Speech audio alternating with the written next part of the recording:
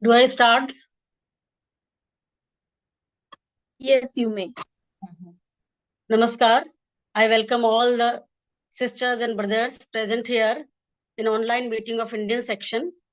Today, Suvrelina ji will be continuing her talk on the book Science of Yoga, which is commentary on Yoga Sutra of Patanjali, written by Professor I.K. Temni, a devoted and renowned theosophist. Now, let us first invoke the universal prayer.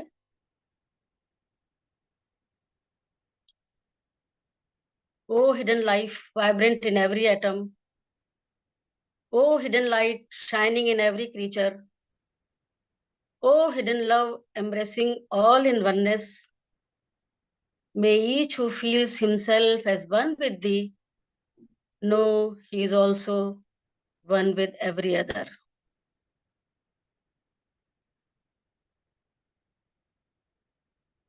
Come back.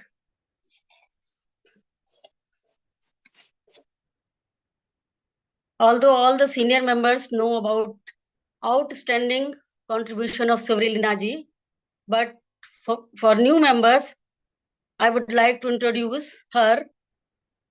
I am giving a brief introduction of Suvrelina ji. She is a life member of TS Indian section since 2003. She is a national lecturer of Indian section. She is a founder of Prayas Lodge. During her membership of last 20 years, she has also been an active TOS member. Now she is regional secretary of Northwest UP TOS region and also member of Executive Committee of TOS India. She has caliber to attend the Youths with Theosophical Society. She is the editor of Indian section newsletter, that is Insight. She is a poet, writer, singer, Odissi dancer, and mathematician. Now I request Suvrelina ji kindly enrich us by your discourse. Suvrelina ji. Thank you, Sushma ji. So we will be continuing the same book study, Science of Yoga. And as I said, we would be doing it for 2 more sessions. Like another Sunday, coming Sunday also, we will be reading the same book. As in the last session also I mentioned, people who have already read the book would agree with me that the summary is not just enough. We need to deep dive into this subject, in this content, and not just once or twice, but maybe in our daily life. Yoga is not just one moment for a day or 2 or a month or a year. It is our life. Yoga is our way of life.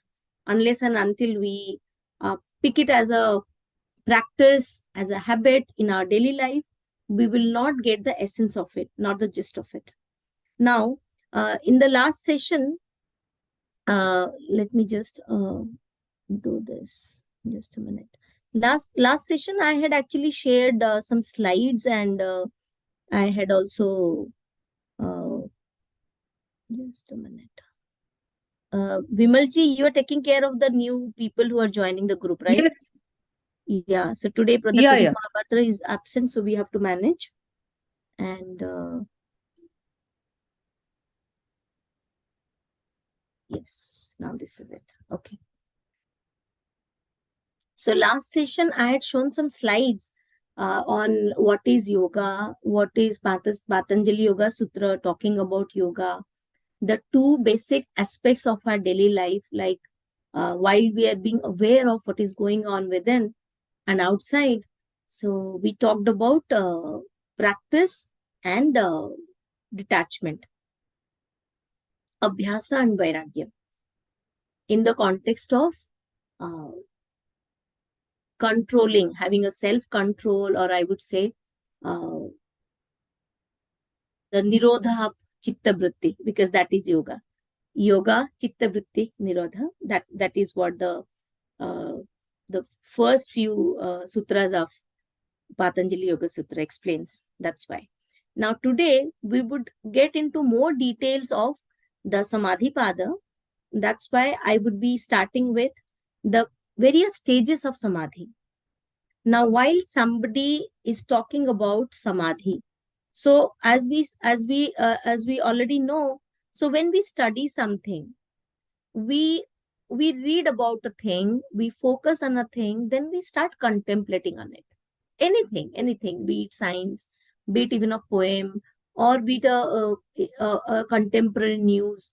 We first hear about it. We explore it in the next phase, and when we explore, we concentrate on that. And while we are concentrating, we see that we are getting into a one pointedness. We are getting into the gist of it, the center of it. And when we are entering into the center of it, then we start, getting into deeper contemplation. And at times you would see that you are getting into a silence. There is no more thought, but you are actually experiencing it. And at that point of time, someone might not have the words to express, but he or she feels it, he or she experiences it. So the very soft and subtle part of it, which cannot be explained, expressed in words, that takes us to a stage of samadhi, simply speaking. But then there are two varieties of samadhi which Patanjali Yoga Sutra talks about. What are they? Sampragyata, asampragyata. Sampragyata or asampragyata is what? Samadhi with pragya is called sampragyata, and not the samadhi with pragya is asampragyata. Now, if we break these words, samadhi with pragya, what is pragya? So this book beautifully explains that pragya, pra and gya. Pra is high, gya is to know. So higher consciousness working through the mind is pragya. Very simple. Pra is high, gya is to know. So to know the high, to know the higher consciousness, to get to know that very process, so that gives us this pragya. The higher consciousness unfolds in samadhi. So when we get into this stage of samadhi, so the pragya, the higher consciousness, flowers.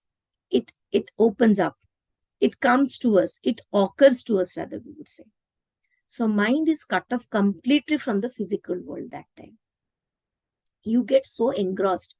If you notice a little child doing a painting, or engrossed in fact, any small thing which looks very small to us, a very petty task to us, but child is engrossed, you would realize the child is so much into silence, unlike its earlier behaviors. When the person is getting into silence, this is the same thing.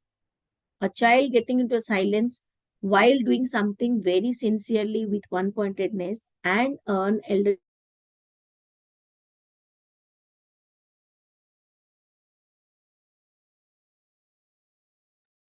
So, Relina, you're not audible, I think. I'm not audible Now, okay. now. Okay, but how far have you got to hear me? Last 2 seconds only. Okay, fine. So that is what I'm talking about. So pragya, like high and to know. Pra is high, gya is to know the higher consciousness. When we do this samadhi with pragya, connecting with the higher consciousness, that is sapragyata. And the other one is asapragyata. Now, what is the difference between these two varieties of samadhi? It says the presence or absence of pratyaya, an image, a concept, a vision on unity of life. So if that is present, then that is sampragyata. If it is missing, it is asampragyata. Otherwise, it will be like a general sleeping, or maybe, there is no focus, like you are silent, but it's not getting connected to anything higher.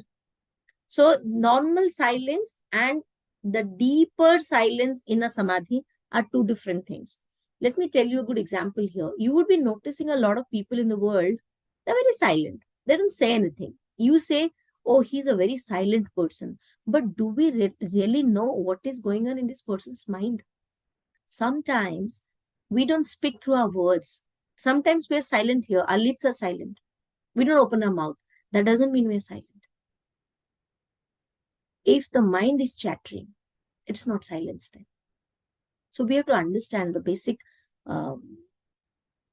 behavior of a person who's silent. You might be silent, but what if your mind is continuously engaged in something? Your mind is continuously chattering. Your mind is continuously agitating you. Only because you are not opening your mouth, that doesn't mean that you are silent. So we have to actually understand it. Otherwise, every silent person could get into samadhi. Silence is a good virtue, but only silence of mouth doesn't mean samadhi. That's what, I mean, out of experience, I would say. Now, we were talking about this pratyaya. So absence and presence of pratyaya decides what type of samadhi it is. Now, what is the pratyaya? There is a center of our being. We all have our center of being. And that center of being is a state from where we move towards a direction. Very simply, if you have studied the basic mathematics, there is a displacement of from one place to one place when we move. So this is a distance. There is a distance between 2 points, but displacement happens when there is motion. When something moves, that's why it's called displacement. So when that from the center we move to another plane or maybe another object, let that P be the object and the O be the center. So it defines in that book very clearly from the point O to point P. How does it move? The direction to the next higher plane. When it reaches to a place and from there it comes back. If you, I think you will all agree with me, if you have gone through any session of guided meditation, what happens there? You're listening to your guide in that guided meditation. He's explaining, he's talking about, now you're experiencing your physical body, you're listening to the noise, gradually you are calming down, now you are moving up, you don't feel your physical body anymore, you're getting to another plane, then up and up and up, the guide takes you to a plane, and then slowly, gradually you come down to your original state of physical being. So what happens here? Even if you go to a higher plane, you go experience something, connect, then you come back. So these are these progressive stages of getting into that. I'll give you a good example as per the book here. There is this absolute void, nothing, the no thing, nothing. So there is nothing. There's a no there. What is that? I'll give an example here. There is a pilot who's flying an aeroplane, and let's say he passes through a cloud, bank of cloud rather. He knows where to go. He knows his direction. He knows everything about the machine he's controlling. Now there is a point of time, there is a space and time both, wherein it's all void, it's all blank. So the pilot still focuses on the machine. He doesn't see anything, but he knows that he has to continue getting into it until he comes out of that cloud bank again into the clear sky. Similarly, when we people sit silently, contemplate on something, we are into that stage of samadhi. I mean, whatever progressive stage of samadhi we are in, we would see that there is one point of time wherein no thought, no vision is there. Initially, if you close your eyes, if you could just try doing it while I'm speaking also, you can just close your, even I'm doing this while I'm talking. So even if you close your eyes, for a moment, things will come very distorted. There'll be colors happening to you. Gray, blue, pink, red, I don't know. Whatever colors come to you. Then gradually you'll see those things are, getting scattered. And, you're getting into a focus. There's a point somewhere. There's a light, spark of light somewhere. So then they are merging. Then you're getting this focus.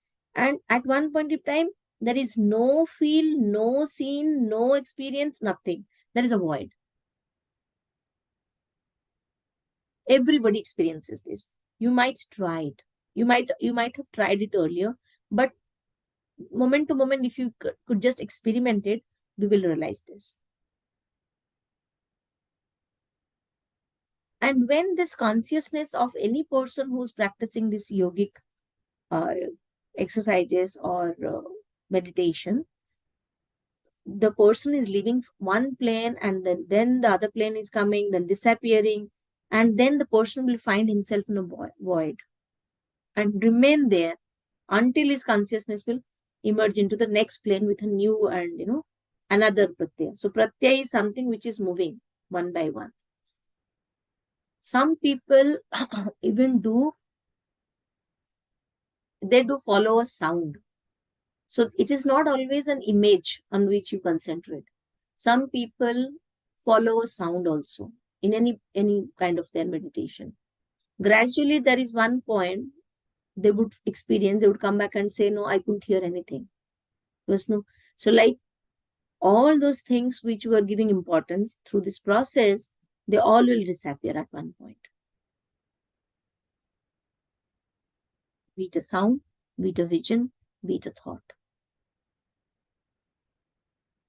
So this is one way of looking at what we are doing with this exercises of all, right? Now, let us come to understand while we are doing this, Sampragyata Samadhi, what are those things that are actually operating on us? Every experiment we do with us, there is a basic platform on which we experiment, and then there are impressions created. It is like when you listen to a music, the music also gets onto your head and mind. You keep humming that. If you read a book, there is a kind of emotion in your body and mind. It lingers for a certain time.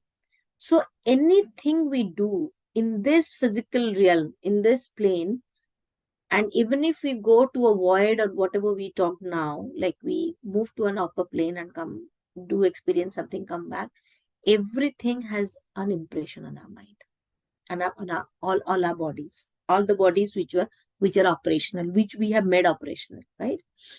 Now, Sampragyata Samadhi is that which is accompanied by, what are those things it's saying? It says reasoning, reflection, bliss, and sense of pure being. Now, here comes this concept of koshas. Like we have this 5 koshas. So, since we're talking about bodies, we also should know, like we have this Annamaya, Pranamaya, Manomaya, Vijnanamaya, and Anandamaya kosa. So, what does these koshas do? So, we already know that Annamaya is the physical kosha, which develops into our physical body. Then Pranamaya is the vital energy, the astral or the just below the mental level. Then the Manomaya, mental, mind. Then Vijnanamaya is the higher mind, the intellectual. Anandamaya is that Atma Buddhi Manas wala star jo hai, bliss, right? So, whatever pratyaya we are talking about now in the Sampragyata Samadhi, the content of the mind will depend upon which particular kosha is active at a given time. This is an interesting part. Now, everybody is not equal at physical level or the vital level or mental level, intellectual level or bliss level. We know it. Like whatever is visible to us, we know that physically everybody is not the same. Similarly, everybody's vital energy is not the same. Mental energy is not the same. Intellectually, everybody is not the same. That Atma Buddhi Manasa connection wala stage, that also everybody is not the same. That is why the level of samadhi the person would achieve depends on what is the level of the particular kosha, how active is the person's particular kosha. Now, when we talk about this, here comes this thing that probably that is why it is said we are our own masters. How active are my koshas purely depend on me than any other factors. Firstly, majorly rather. Because if I am aware, that is why in the first session we're talking about awareness. Like this practice and detachment, abhyasa and vairagya will not come from outside. Will never come from outside. Practice and vairagya is from within. Awareness is from within. And now when we talk about the active, how active is our koshas is all from within. Because we would be knowing where we are. No one else can come and tell us like which kosha is how much active. There are various ways to understand. Because when we start looking at ourselves objectively, how do we look at ourselves objectively? The day I start relating to Suvralina as Suvralina and not me, my objective awareness will start. Very simple. I mean, I've experimented this. That's what I'm telling. Maybe sometimes I'm successful, sometimes I'm not. But this is what is the first step I have started. So the moment I look at this body of Suvralina as Suvralina, I mean, this is Suvralina, an object. This is how Suvralina feel. This is how Suvralina talk. This is how Suvralina believe. This is how Suvralina, absorbs, relates. So I have to treat this Suvralina as a third person than me, and me. The moment there is me, I would forget about all my reasoning. I will not reflect upon the things because I'll be associating with myself. That is the first detachment I would start at least, if I really want to practice. So practice and vairagya, as I said, it doesn't start from outside. It starts from our own self within. Now, when we are talking about this reasoning, reflection, bliss and pure being, in Sanskrit, we call it vitarka, vichara, ananda and asmita. So our minds are in these 4 states. So either I am reasoning out certain things, or I'm reflecting, or I'm quite blissful. There's no thought, and I'm pure enough. I'm just a pure being. So mind operates from this at these 4 states, which correspond to the koshas. So as we said, manomaya kosha, it will be vitarka, reasoning. Either it is savitarka or nivitarka. Very simple. I mean, it's like a mathematics he has explained. So reasoning at manomaya kosha, savitarka, nivitarka samadhi. Then at vijnanamaya kosha, this vichara is reflect on something, some idea, some theory. So in vijnanamaya kosha, we are reflecting. In Anandamaya kosha, there is this Anandamaya samadhi. Sa Ananda, sa means with Ananda. At Atmic level, it's Sa Asmita. That's why Sa Asmita samadhi. So it is not about just the word, but at least to understand at what level I am associating with my kosha and how engaged are they and what are they engaged in. That's more important. That is why probably, I somewhere, I see a dotted line connection of this with our one of the objects of theosophy, to do this comparative study of philosophy, science, and religion, because then you start your reasoning and reflecting. These are very important. Our manomaya and vijnanamaya kosha, because mentally, it's not always a feel factor. It has to do with our mental and intellectual being also. So unless and until we reason out certain things, we reflect on certain things, we will just be swayed by what is happening around. We will be just emotional fools. We would not get a scope to understand the deeper meaning of life. We would always, go by the flow, but we will never take a pause to understand why it is happening. Many of the people, that is why, do not accept this theory of karma and karma phala. Because somewhere at mental level, they don't want to get into that. I have lost my family, I have lost money, I have lost so and so, whatever. So I would just sit and cry, and I'll be emotionally attached to the thing. I don't want to use my other koshas. I don't want to, give a shit to whatever is at the higher level to understand that. That's what most of the people are doing. So we say that, people are religious, people do a lot of prayers, worships, they do idol worship, they do a lot of, vrat, they do a lot of, rituals and all, but basics of the thing. Why am I doing this? Why this life is like this for me? Why this good or bad is happening with me? Am I going to, rationalize that? Am I going to reflect on that? Am I going to reason out on that? We are scared to do that. And we want our koshas to be activated, our bodies to be activated. No, we cannot go beyond our physical body if we are not activating the other koshas, because those koshas only will develop into the higher bodies. So Manomaya kosha is to be engaged with good reasoning, Vijnanamaya for reflection, Anandamaya for bliss, and Atmic level doing purity, perfection, purity of our being, working towards that. So the moment we do all this, because we had, in the last session also we talked about it, Chitta Vritti Nirodha, we know modifications of mind happen, but when we start at a basic level on the koshas and understand the connection of the Vichara, Vitarka and Ananda and Asmita, then only we will do justice to our mind, modifications of mind. Then only the Nirodha will happen. Now, while the person is getting into this, because we're talking about the Samadhi Pada, there are 4 things Patanjali Yoga Sutra has shown us in this book, and Brother Taimini has quite well explained that. What are those 4 qualifications?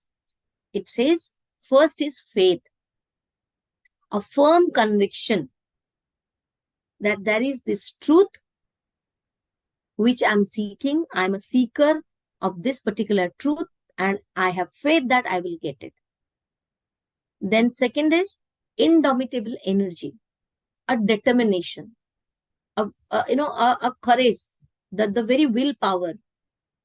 And then there is remembering of lessons learned from our experiences, the memory. We have heard that in the process of reincarnation, all our past things we have done in our past life, it has all stored up into virtues, and we carry it to our next life. It is simply a enlargement of the memory itself. The soul has learned all its past life's experiences. So memory we cannot ignore. Memory is something very, very essential for Samadhi. Then high intelligence, a state of mind for practicing of Samadhi. Like for any physical exercise, we have to keep our body pure, healthy, and strong. For Samadhi, for getting into that pra and gyan, high and to knowing the higher intelligence, higher consciousness, our state of mind should be pure enough, strong enough. So these 4 qualifications, Shraddha, Virya, Smriti, and Samadhi Pragya.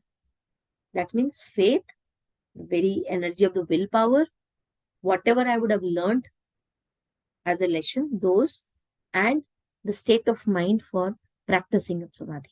These are the qualifications when we decide. A person cannot come and say, I want to just do yoga. It could be any yoga. As we talked about, Ashtanga yoga or any asana pranayam also. If you do not have conviction that, yes, I will do it with all my energy, and if I do not have that willpower that I will continue to do this, here comes this thing of practice. And then whatever I learned, I will do it from my learned lessons from the past, and I will keep my mind healthy and pure to continue this practice. Any yoga you do, this is required, this 4. If you don't do that and we claim to get into a higher level, probably it will be very difficult.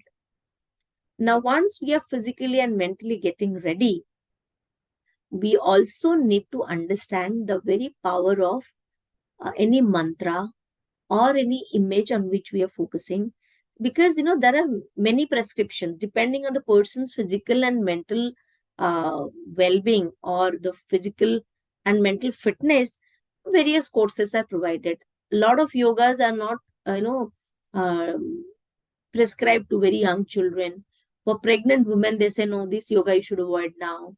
Or for a very old person, they say, no, you shouldn't do this, because that's why the physical body or maybe the mental body, which is not fit to do, adapt to that lifestyle, people, any yoga instructor you go and ask, he will first of all see like, what is your body type and how comfortable are you doing that. You cannot just overstretch yourself physically or mentally even, right? Now here comes the another aspect of mantra yoga. Sometimes people do not do only a physical yoga, or only pranayama and asana. Sometimes there are sound yoga also. When we follow the very basic vibrations of a sound, most of the people use Om, as we know, that U and Ma, with these three letters, U and Ma, with equal, time and frequency, whatever we call it. Same similar pattern of vibes create from A, then U is O, M is Ma, and then we get into this vibration of the sounds while we utter this Om. Many people go for any mantra, even a specific shloka or a mantra. They call it, when we chant, we forget about chanting. You would have seen people writing, many old people I have seen in my life, they maintain a notebook, they write something. They could write Rama, they could write any word that comes to their mind. That is an yoga they are saying, that we follow this because, that gives us a good vibe, that gives us some energy, that gives us a one-pointedness, a focus. And somewhere, while they do, they reach to the higher consciousness through that. Now, if somebody doesn't want to do any physical or mental exercise, but only want to do the mantra yoga, for those kind of people, or at least people who do not believe that mantra can be an yoga also, let us focus on one or two things which I'll be saying now. Every word has a power. Now, what kind of word are we using? We all know, no? Our words transform. Whatever we think transform, whatever we say transforms. So every word. So let us choose those mantras or words cautiously. I was told by somebody long back that if you cannot pronounce the word properly, it's better not to chant that mantra. Somebody had very strictly told me, I remember, that it's better not to chant a mantra if you cannot pronounce it properly. Because while you pronounce it not properly and there is a distortion, there is a difference altogether out of it. And that has its own power of, manifestations. So that is why people who want to get into mantra yoga, they would agree. And maybe if you would have done any research, you can share after I talk. Maybe I'll be, kind of completing it in another 7-8 minutes. So somebody could probably explain it on mantra yoga who's expert in it. Whatever I've read, I have never done mantra yoga. That's why I've just read that this is what people do, and there are certain, cautions given to it. Now, what happens in this mantra yoga? There are two principles here. What are those? One is when you do a japa. Japa means repeating something you are repeatedly doing. You could do it loudly, you could do it silently, you could even do it mentally. And then, what is that feel, that bhav? What is that bhav you are carrying while you are chanting that mantra? I'll give you a personal life experience. Like, I had some physical illness, some gynec issues. I had consulted an homeopath, I remember, and he's in Bhubaneswar. Brother Pradeep Mahapatra and Sister Mitalini Mahapatra had actually introduced me to him. So when I called him, he said, do you do any kind of a yoga? I said, yes, I do. I do yogas and pranayams and all, and meditation also. Then he said, how many times, you generally do chanting of Om? So at that time, I had no routine of, chanting Om for a specific time period. He only told me 5 minutes you chant Om. And how do I keep track of it 5 minutes? So I kind of did an experiment. Like, it took me, I'm not doing now, obviously. At that time, I was doing that. So it depends on the breath also. Like, how much can you stretch that Om? It depends. Like, any person can do Om 15 times in 10 seconds. A person can do even In 10 seconds, once only Om. So it all depends on your power within. How do you stretch it? So I kind of took it this way. So I could be able to do, I think, 15 only. 12, 15, because I was counting my fingers to do it categorically.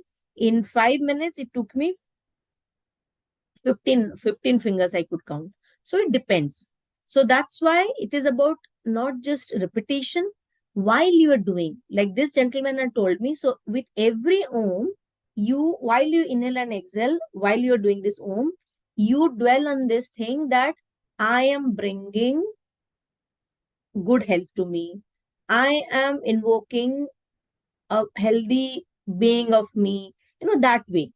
So it depends on what you're doing. So mantra yoga is not just the word. What is that feeling? What is the thought you are taking also? So anyone who's doing a mantra yoga, I'd really request after my talk, person could help us know more about it. Okay. Now, there is another way to look at this. If we talk about Om only, Om chanting experience. So when we are observing this Om chanting experience, do we see that while we are doing it, while we are doing any mantra yoga, do we see that distractions appear and then disappear? And when we regularly do it, are these distractions decreased? Or while we are into this habit of this Om chanting or any mantra yoga, what is happening inside me? Is my internal environment changing? Is it helping me to receive some intuition, some insight? Is it helping me to listen better? What is happening within my heart? Am I able to hear it out? Am I even, while I'm doing this chanting of Om or any mantra, while it becomes a habit of me, is there any change on my physical being, my system? Within the heart, something is happening. My receptivity towards the outside world, my intuition, my insight, what is that is getting changed? Or simply, even when I'm getting into this habit of chanting, is it influencing my worries and ruminations? Ruminations means something not good had happened to me and I'm continuously thinking about it. Is it decreasing? So these are certain experiences we have to actually explore. Otherwise, we will keep on doing a lot of yogic exercises, chanting, and we would not reflect upon what is happening. Unless and until there is a change occurring to us, there is a change happening within, we would not understand the effect of the yoga or even the mantra. Now, while we are doing this, while we are getting into all these habits, there are certain obstacles. What are those obstacles? There could be this body's impurities. My body might be a weak body. That's why I might not be able to do it properly. That is one obstacle. Or I might see that, nothing is happening. Many people say we have been practicing to do meditation, but it is not occurring to us. For last 7 years we are doing, but I don't think I am getting into the right meditation track. Somebody will say I'm doing it for last 20 years, but I don't see any result. So that is why we must understand what is that obstacle. Why I'm not developing? Am I failing just because of my body weakness or my mental weakness?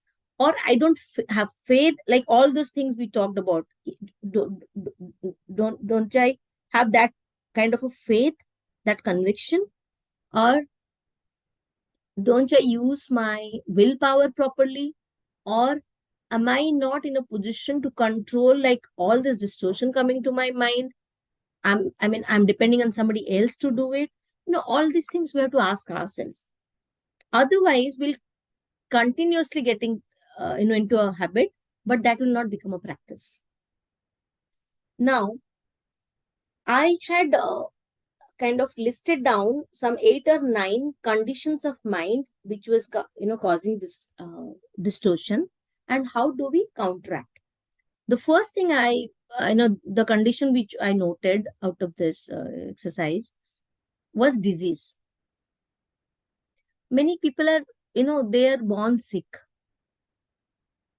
From the day they were born, they have a sick body, very weak body, or they get into a diseased system, so they have diseases back to back. So since there is a disease, a perfect health is necessary. So my thought should not go into I have a diseased body, I am not leading a normal life. Rather, I would counteract it with should be having a perfect health. Then I'll work on my perfect health. If let's say somebody is dull, today you wake up, do something good, some chanting, some Surya Namaskar, some asana pranayam, and after 2-3 days you are dull enough. No, I'm not able to wake up. It's too hot to wake up. It's too cold to wake up. The season will change.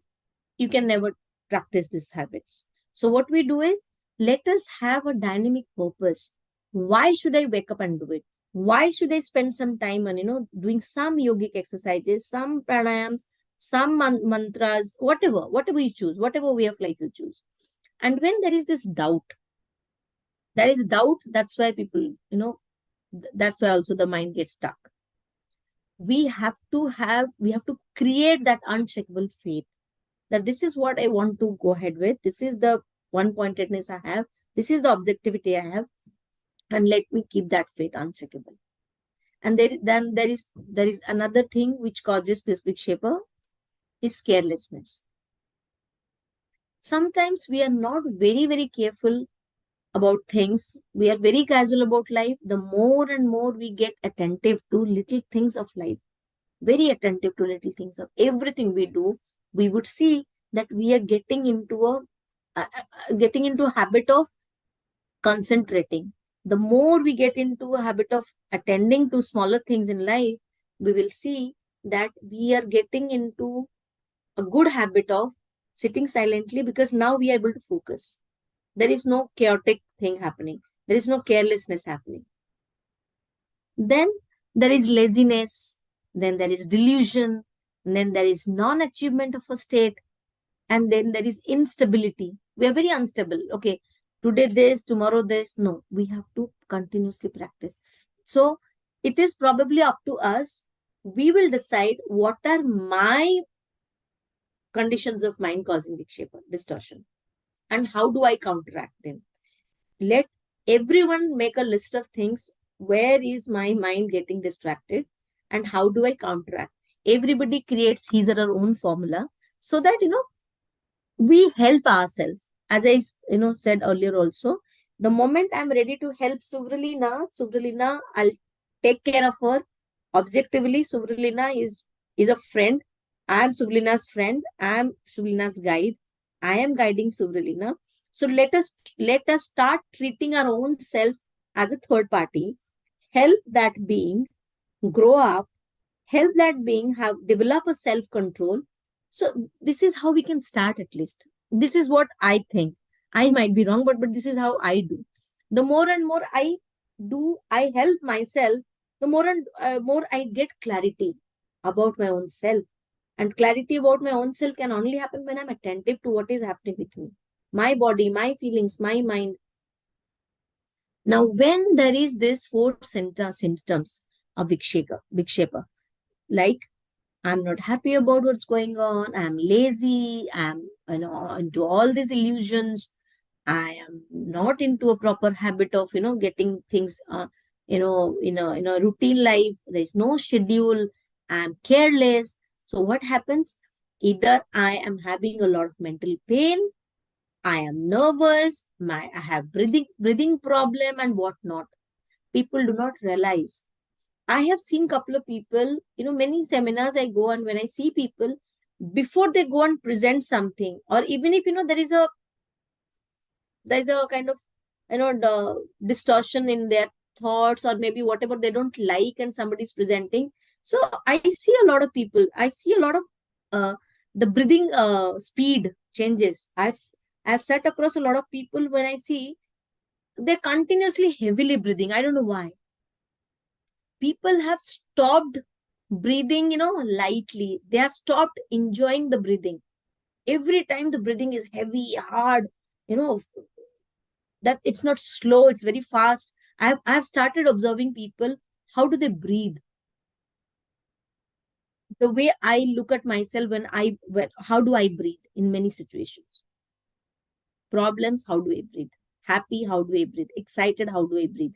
The more and more we look at the way we are breathing will probably tell us more about our own state of being and probably our condition of mind. Many a times when the mind is distorted, we are not sorted, we are disturbed, we are distracted, we would notice that the breathing is not good.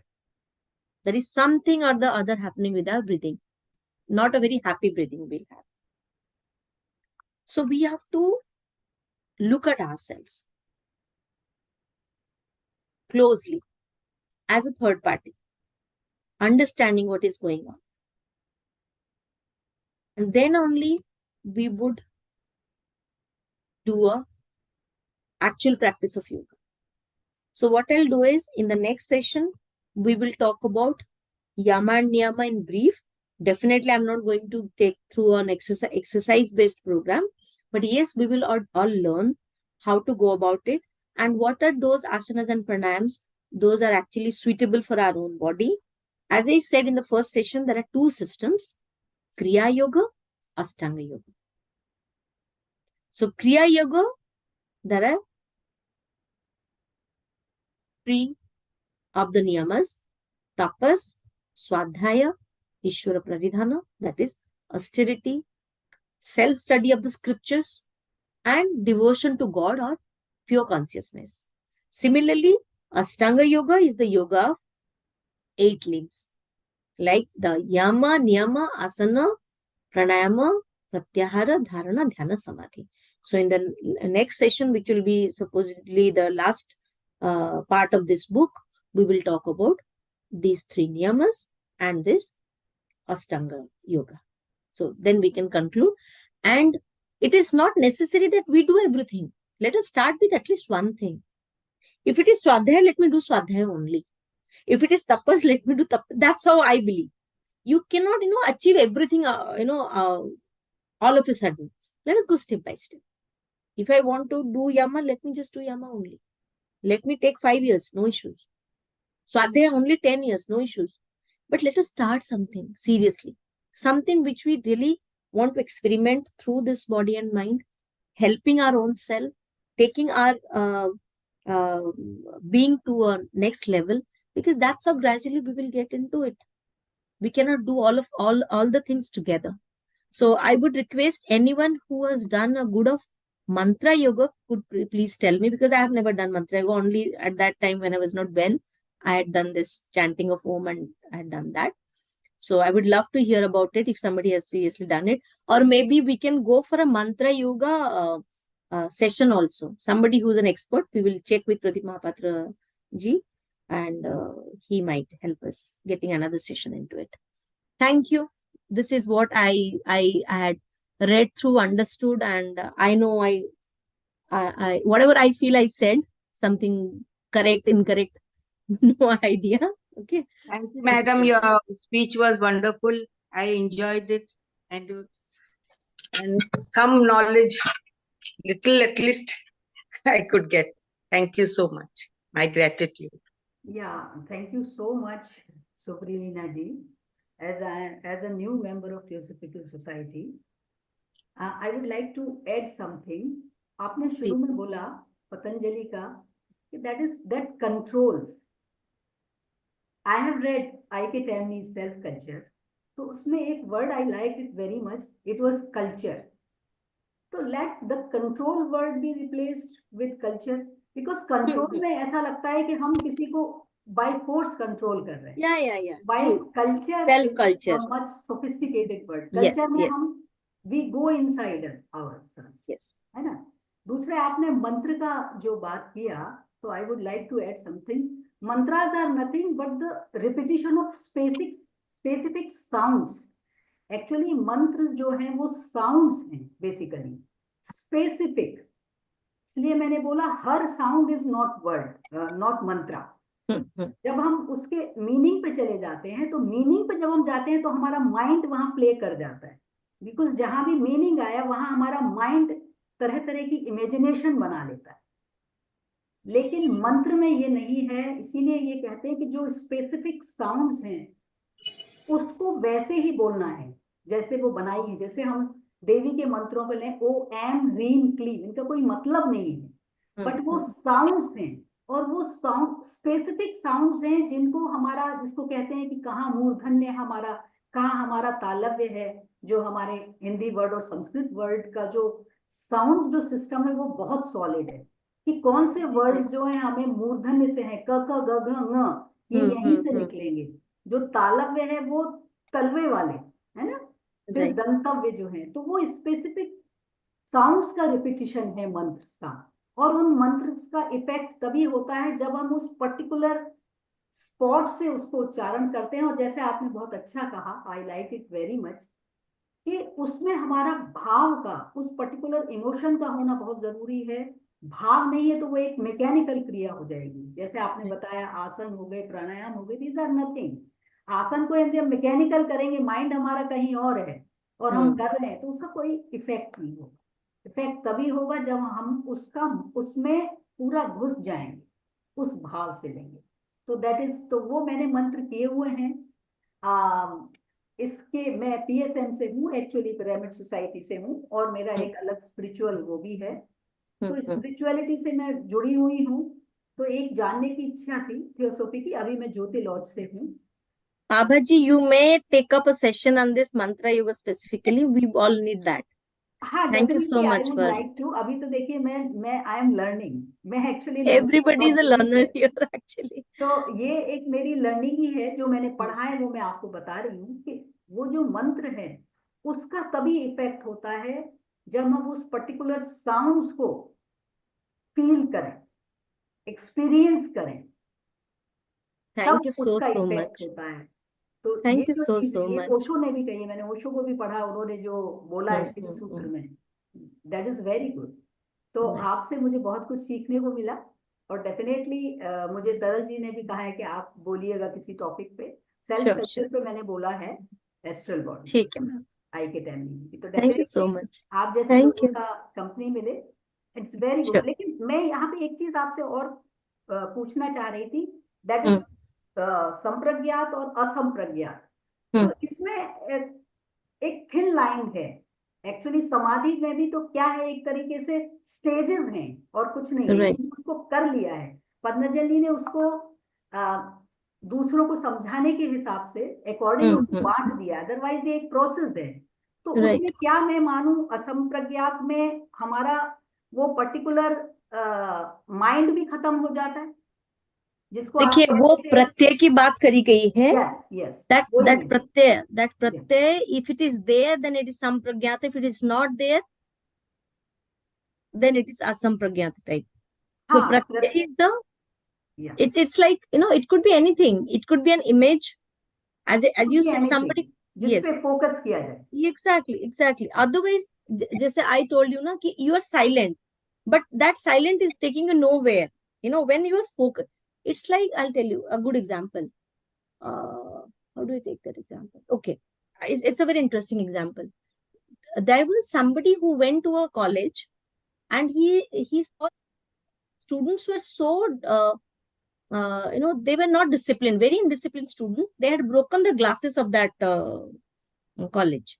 So the window glasses were broken. So he said, why is it this? Because these students were not focused. They were destructive. He said, being youth, you have the most potential energy, but you are doing it, you are using that energy in a very different way, in a negative way.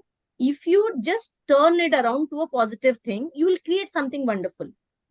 So I like that example very much. When I was young, I had read it as a part of the story.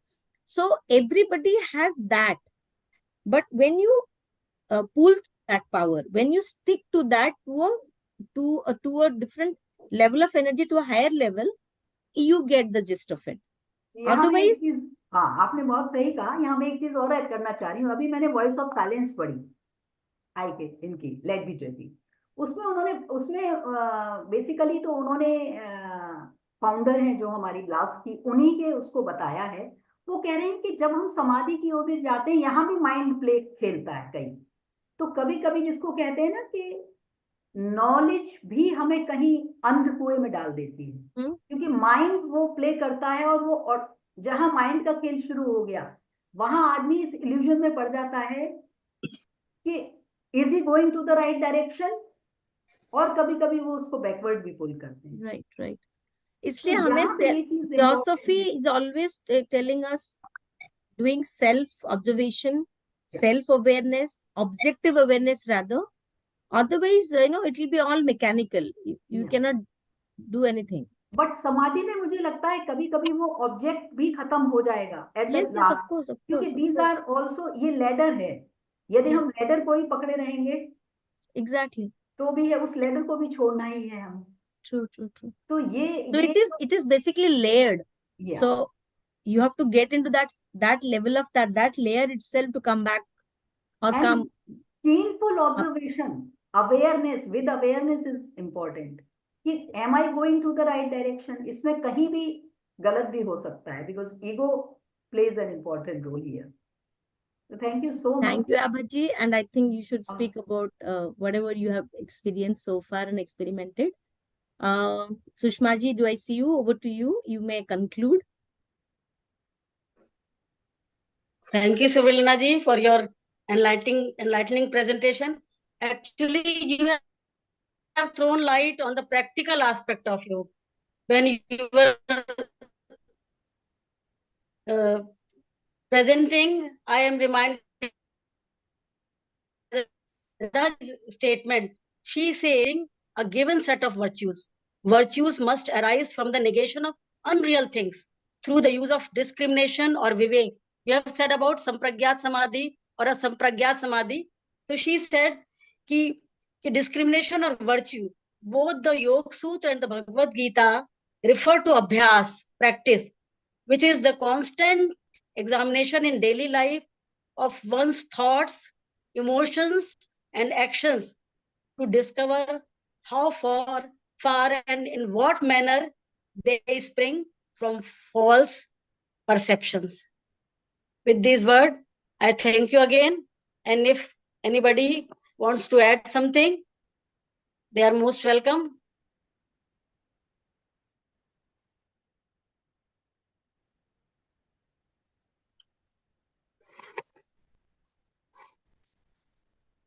Or you may conclude with your ending prayer and we will Okay. meet again next week. Okay.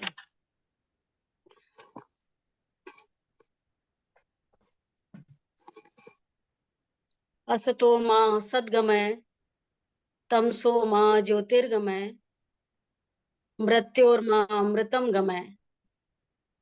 From the unreal lead us to real, from darkness lead us to light, from death lead us to immortality. Sarve bhavantu sukhinah, सर्वे सन्तु निरामया, सर्वे भद्राणि पश्यन्तु, मा कश्चित् दुःखभाग् भवेत्. शांति शांति शांति. Thank Thank you you all once for again. joining us. Thank you once again. Thank you. Thank you, Supralina. It was wonderful.